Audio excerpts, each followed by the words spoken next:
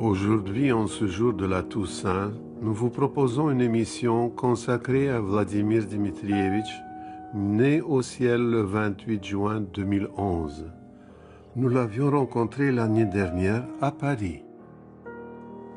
Vladimir Dmitrievitch, nous sommes ici dans la maison parisienne de l'édition L'Âge d'Homme, que vous avez fondée il y a presque 45 ans à Lausanne, où la maison mère, si on peut l'appeler ainsi, continue à fonctionner d'ailleurs. Aussi, vos activités se présentent comme une suite apparemment ininterrompue de voyages entre la Suisse et la France, et bien sûr aussi ailleurs. Votre vie entière et votre œuvre, l'une aussi fascinante que l'autre, semble être rythmée par ces déplacements incessants qui restent pour vous une façon démonstrative de percer, de surmonter et de déplacer les limitations et les frontières habituelles des hommes, du temps et de l'espace. Depuis que je les connais, les éditions L'Âge d'Homme me paraissent se situer par définition hors frontières. D'où sans doute le titre de vos entretiens récemment réédités, qui nous serviront aujourd'hui de feuille de route et que vous avez appelé « Personnes déplacées ». Dans le passage qui s'appelle « Chassé du paradis », vous parlez d'emblée de l'exil en écrivant « Mon premier exil date de notre déplacement de Macédoine à Belgrade en 1939. » Vous aviez donc 5 ans. Je l'ai vécu comme un véritable déracinement. Cela tenait en premier lieu au changement des couleurs auquel je suis extrêmement sensible. Je me suis senti rejeté dans ces ténèbres extérieures qu'il me semble depuis lors n'avoir jamais quitté.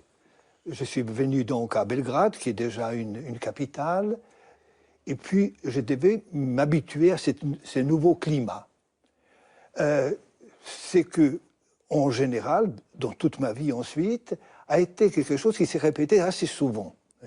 C'est-à-dire, de Belgrade, ensuite, je suis allé donc en exil, j'ai pris le chemin de sortir de ce pays qui a quand même gravement endommagé ma famille, avec le régime qui s'est installé. Je ne supportais pas la censure, inconsciemment de ce qu'on disait à l'école, de ce qu'on lisait, de ce qu'on devait lire, de ce qu'on devait dire.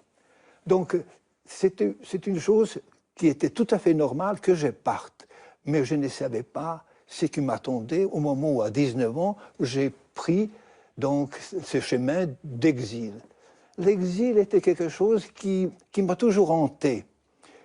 Beaucoup d'écrivains de siècles passés ont parlé de l'exil. Donc, je ne sais pas si inconsciemment je me suis un peu mis dans ce mouvement de partir et de voir ce qui se passe ailleurs, de témoigner de ce monde chaud, patriarcal qui était le mien, dans un monde qui était plus froid, comme vous disiez, et où les couleurs ont changé.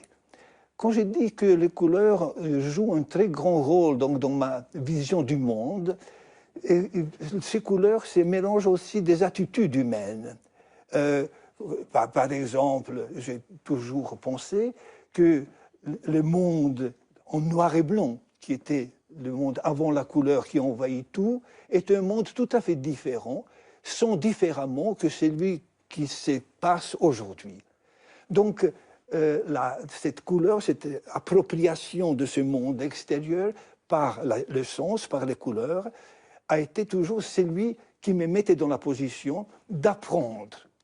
Et je pense que le côté inachèvement qui était le monde d'un exilé, qui doit tout apprendre, la langue, les coutumes, la littérature, la façon de se comporter, était quelque chose qui était en moi déjà. C'est-à-dire, je n'étais pas surpris de me trouver tout à coup dans l'aéroport de Zurich, en atterrissant avec les faux passeports, et dans la littérature, et dans mon comportement général, je suis assoiffé de comprendre les lieux où je me trouve. Si je suis devenu éditeur, ce n'est pas, disons, par un goût d'un métier que j'ai ignoré, c'est tout simplement parce que j'ai voulu toujours dire à tout le monde, au moment où je suis devenu d'abord libraire ayant appris le français, de dire, mais mon Dieu, je viens d'un pays, d'une région et d'une religion que vous devez comprendre, que vous pouvez admettre, que vous devez admettre. Évidemment, je viens avec une corbeille de fleurs qui est moins intéressante, qui est un peu plus sauvage que la vôtre. Mais je dis, regardez comment nous sommes. Je suis devenu éditeur tout simplement en regardant les catalogues d'édition française, au moment où je suis devenu libraire. J'ai dit, il y a un échange tout à fait inégal entre le monde qui est le mien, donc je disais pour la Serbie et pour l'ex-Yougoslavie dans le temps, pour l'Europe centrale également, et j'ai dit il y a un échange inégal. Et cet échange inégal, je l'ai clamé dans la librairie où je suis devenu libraire. Voilà. Vous avez toute une partie de ce livre qui s'appelle « Le passeur ». Oui. Et cette vocation de passeur, je crois que c'est ce que vous venez d'évoquer à l'instant.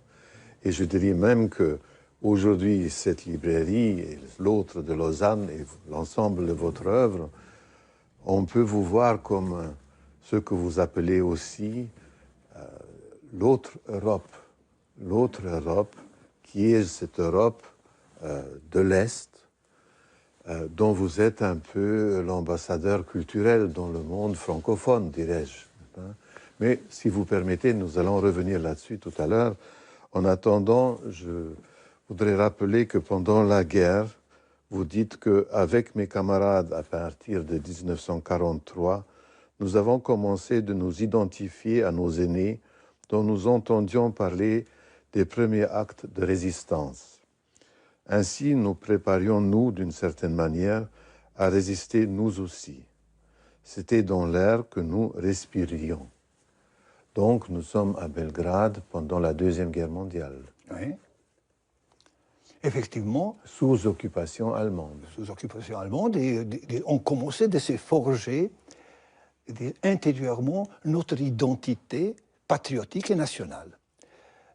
Nos professeurs, et cela restait quelque chose de très ancré en moi, nous ont donné les goûts de notre poésie épique. La poésie épique serbe était admirée par tout le monde, au moment où il y avait l'ethno-romantisme qui s'est développé au XIXe siècle en Europe, que ce soit Mickiewicz, Goethe, Schiller ou autres, ne parlons pas des Russes et de Pouchkine et des autres grands poètes, je pense que nous avons eu une poésie homérique tout à fait semblable à cette poésie épique, forte et héroïque. Alors, ne pouvons pas nous donner des leçons d'histoire directes pendant l'occupation allemande. Nos professeurs, nos instituteurs, nos maîtres nous citaient la poésie populaire héroïque. Et je pense que ce décasyllabe qui était le nôtre est resté si profondément en moi que même aujourd'hui, je peux décrire un passage, disons même quelconque, de ce qui se passe autour de moi en décasyllabe, mais naturellement dans ma langue maternelle. Donc, Par une récitation. Ah oui, naturellement, c'est quelque chose où on peut changer juste quelques personnages, quelques lieux, et puis vous vous trouvez là-dedans. Pendant la dernière guerre, donc cette guerre fratricide des Yougoslaves, j'ai vu que les soldats dans la Republika Srpska, donc en Bosnie, chantaient les événements du jour. C'était le journal du jour, en décasyllabe. Donc c'est quelque chose qui est très profondément ancré en nous-mêmes. Peut-être pour les Français, ça pourrait être équivalent au vers racinien ou donc au vers classique français. Mais chez nous, c'est quelque chose de vivant. Je pensais toujours que ce côté-là, qui m'a été mis dedans sur ma patrie, sur notre résistance, sur notre honneur, me permet d'aimer tous les autres. Et je pense que la particularité de Slaves en général, des Slaves, c'est qu'ils sont capables d'assimiler et d'aimer les autres cultures, et même d'une façon d'être quasiment propriétaires de ce qu'ils apprennent. C'était un leitmotiv de Dostoïevski. Naturellement. C'est vraiment le prototype d'un certain comportement.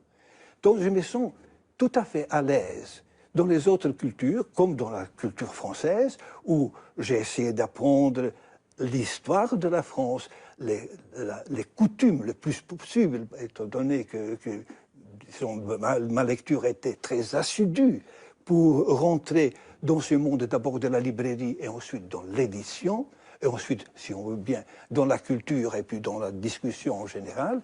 Je pense que c'est quelque chose d'inné, d'être porté pour comprendre les autres. Et je pense que si je parle de la littérature, étant donné que c'est la partie qui est la mienne, je pense que c'est ça qui m'intéresse. Comment vivent et comment sont les hommes et comment sont formés les individus et les personnes.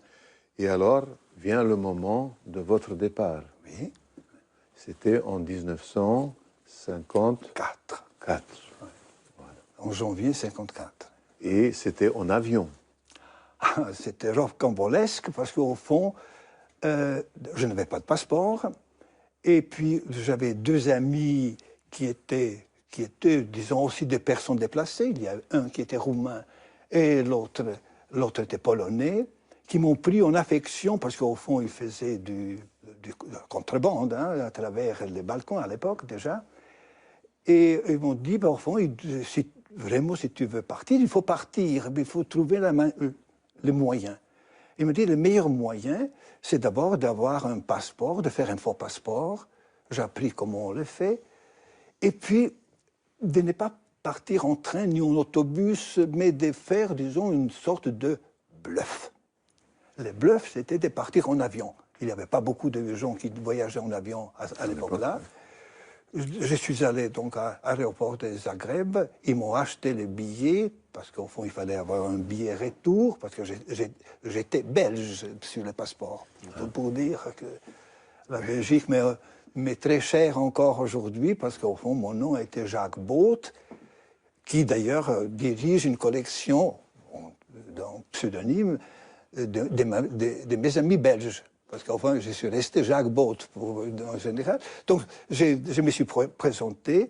Je ne vais pas vous dire que je ne savais pas le français, je ne savais pas le flamand, mais je disais que je savais que le flamsk, étant donné que personne ne parlait le flamand, et j'étais belge.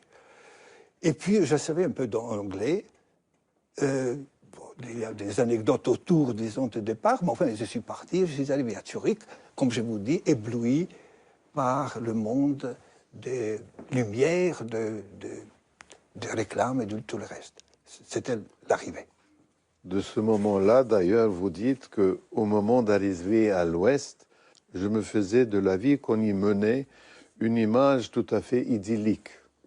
Je pensais que l'existence dans le monde libre était 1000 fois plus dense et passionnante que celle que nous connaissions dans les pays de l'Est. Et j'avais d'autant plus tendance à m'en convaincre que la propagande communiste nous en avait brossé les tableaux les plus affreux. Enfin, si je n'avais pas nourri cette grande illusion, peut-être n'aurais-je pas pris le risque de finir en prison. Oui, certainement, c'est juste. Donc ce départ était programmé, mais quand je suis arrivé, évidemment, j'ai vu un monde qui ne s'intéressait pas surtout aux exilés yougoslaves, étant donné que la Yougoslavie était un pays quasiment entre les deux mondes, et les Suisses, où je me suis présenté à la police fédérale, essayer, disons, de nous mettre ailleurs, disons, au Canada tout de suite ou ailleurs, et je ne voulais pas quitter l'Europe. Je me suis dit, je suis arrivé ici, je voudrais témoigner sur le monde que j'ai quitté. Donc, je pense qu'on m'a regardé un peu comme un petit météorite qui a fait un chemin bizarre, et on m'a conseillé d'apprendre, je ne sais pas, des choses utiles, la comptabilité ou des choses pareilles, je ne parle pas leur langue. Et puis je me suis dit, ben, si je devais rester cela, fonctionnaire ou autre chose, je suis resté chez moi. Je suis venu ici pour témoigner de ce que j'ai quitté, étant donné que je pensais d'avoir atterri dans le monde libre. Vous avez choisi donc un pays francophone. Ah oui, naturellement. J'aurais pu aller donc peut-être dans la Suisse alémanique, mais j'ai tenu à rester dans la Suisse française, d'apprendre d'abord la langue, de m'habituer, disons, à ce nouveau métier qui était le métier donc de rentrer dans une librairie. Et puis peu à peu, je me suis familiarisé avec la littérature française. J'ai travaillé avec, je dirais, avec assiduité, avec frénésie pour rattraper les temps perdus. Et donc là commence votre vie, enfin, d'intégration dans la vie européenne et aussi votre métier, puisque c'est la même à Lausanne que vous avez jeté en été 1966 les bases de l'âge d'homme, dont nous avons retenu le nom qui devait à l'origine servir d'enseigne à une collection de sciences humaines. Oui, l'histoire, sciences humaines, et tout ce qui concerne, disons, les choses que j'avais ramenées avec moi et ce que mes amis ont déjà donné, tellement de choses importantes dans ma connaissance du monde. Oui. Donc cette notion de l'âge d'homme a été par votre œuvre même considérablement élargie, on peut dire, vers la philosophie, vers la religion. Je suis curieux, disons, et je voudrais apprendre des choses dans tous les domaines.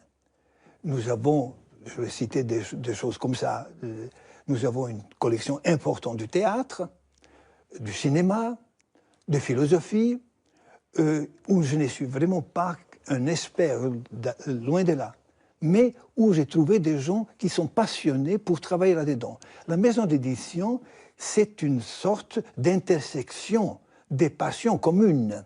Oui, et c'est quelque chose de très important. Intersection des passions communes. Vous dites. Oui, tout à fait. C'est magnifique. Oui. C'est vraiment... J'aime beaucoup un livre, je cherche le traducteur de ce livre. Et qu'est-ce que j'ai fait? Je tombe sur deux jeunes agrégés russes qui sont à Toulouse et qui se nomment Georges Niva et Jacques Cateau et qui ont traduit Pétersbourg. Et la collection classique slave est née comme ça. J'ai beau avoir dans ma tête des livres qu'il faudrait faire, que j'avais lus, que je n'ai pas lus, qui sont curieux, mais enfin, je tombe sur les deux personnes vraiment envoyées par les destins littéraires, disons, culturels, dans les girons de la maison d'édition. Et à peu près tout s'était fait comme ça. J'ai toujours attentif à tous les courants. Vous pouvez me parler autant de la médecine que de, je ne sais pas, quelle maladie tropicale. Si les livres n'existent pas, je suis déjà engagé de dire, tiens, on devrait le faire parce qu'au fond, c'est nécessaire pour sauver les hommes, pour cultiver les hommes, ou simplement pour savoir, pour dire comment les hommes vivent ailleurs. Parce que c'est là le but de la littérature. C'est que la littérature n'a ni lieu, ni le temps. Le fond de ma pensée est disons, le développement de la littérature, parce que je pense que la littérature touche à peu près tous les domaines. Et je me suis dit, ayant vu les catalogues, que traduire les œuvres importantes de l'Est, notamment, était quelque chose d'essentiel. J'ai tant parlé autour de moi que des amis m'ont permis, étant donné que je n'étais pas suisse, de fonder la maison d'édition. Mais l'idée que la maison doit s'enrichir ne m'est pas venue d'une manière très précise, mais tout vient au moment où vous ouvrez la porte aux gens de bonne volonté de faire quelque chose. Une autre idée qu'il me paraissait essentiel de faire valoir dans la constitution de notre catalogue, c'est que chaque littérature devrait être connue pour l'ensemble de son fond et non seulement par ses œuvres dites majeures. Un paysage ne se résume pas non plus à ses sommets. Les sommets sont intéressants parce qu'il y a des plaines et des vallées, et c'est leur mise en rapport dans le plan d'ensemble qu'il s'agit finalement de considérer. Voilà, je pense aussi, effectivement, votre vision, n'est-ce pas, d'ensemble, hein, de chaque monde et de chaque littérature nationale, avec les vallées, les sommets et les plaines. Maintenant, je regarde votre catalogue avec d'autres yeux, je peux dire. Ah bien. Est-ce que c'était pas difficile de réussir cela? Non. Je pense que c'est tout à fait naturel, dans le sens où ma lecture est comme ça. Voilà.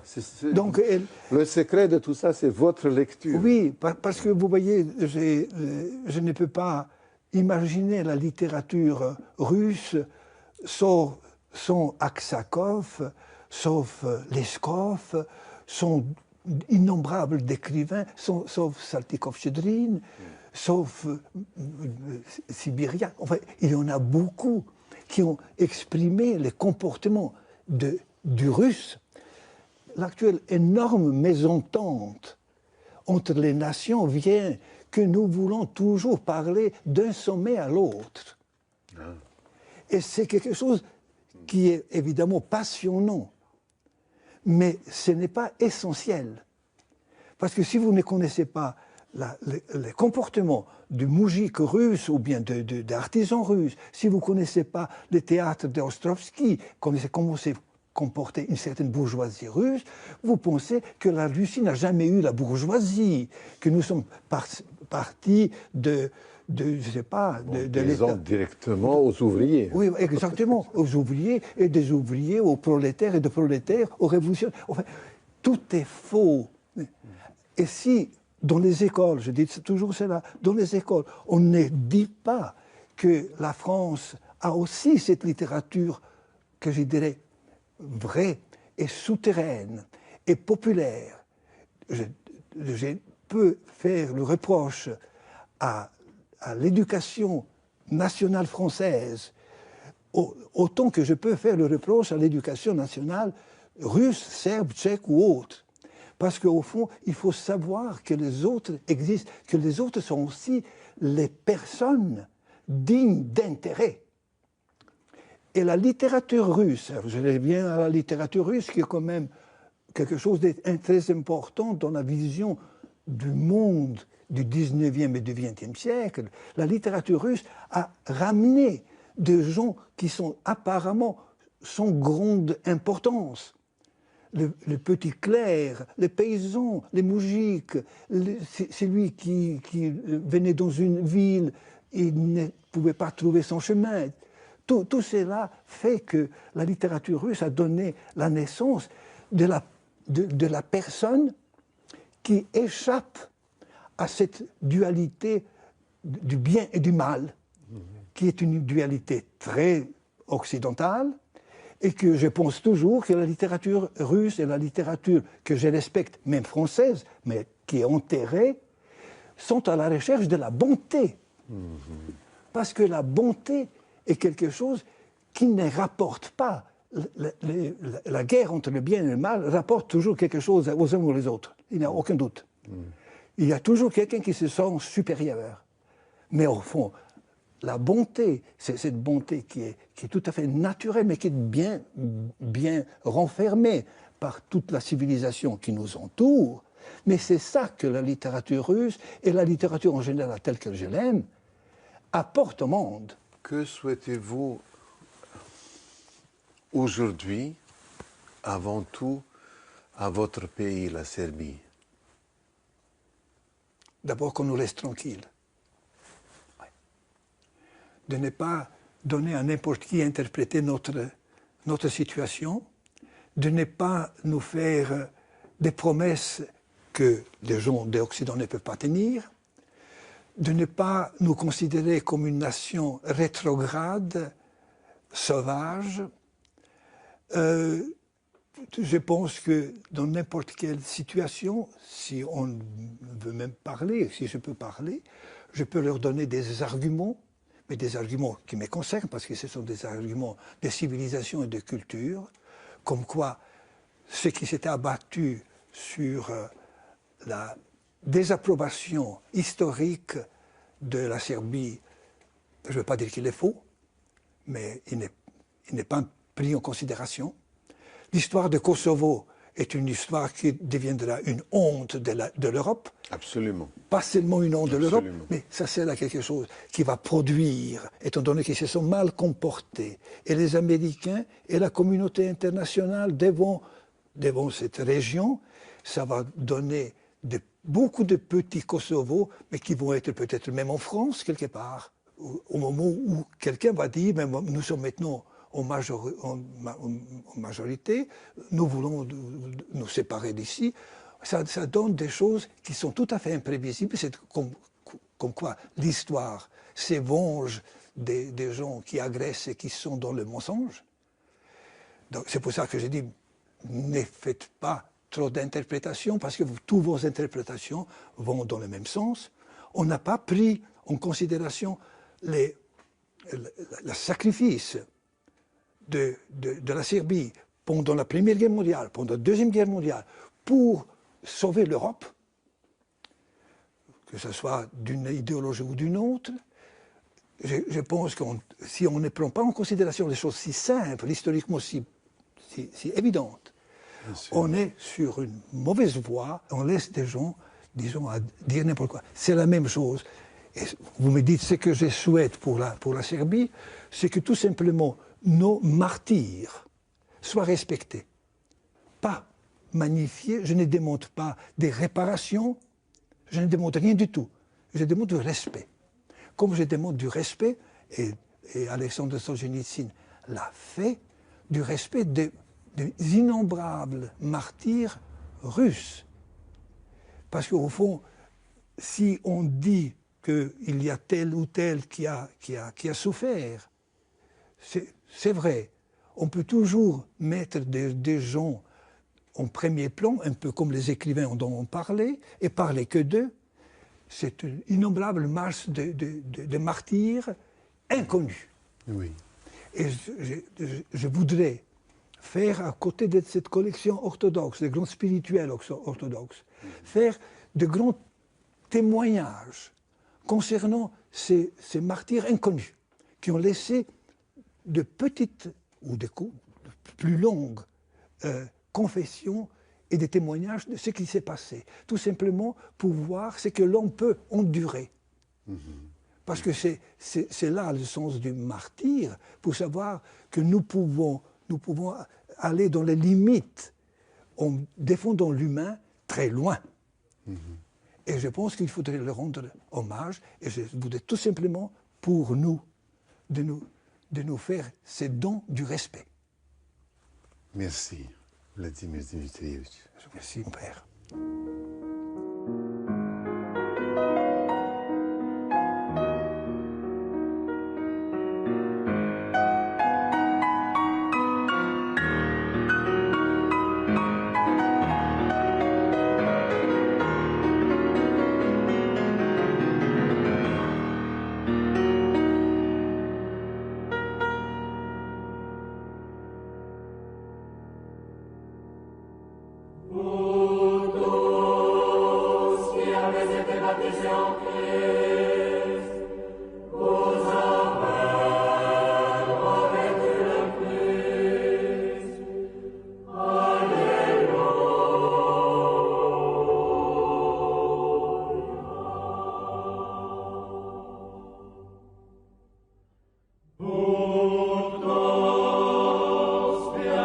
Baptisé en paix.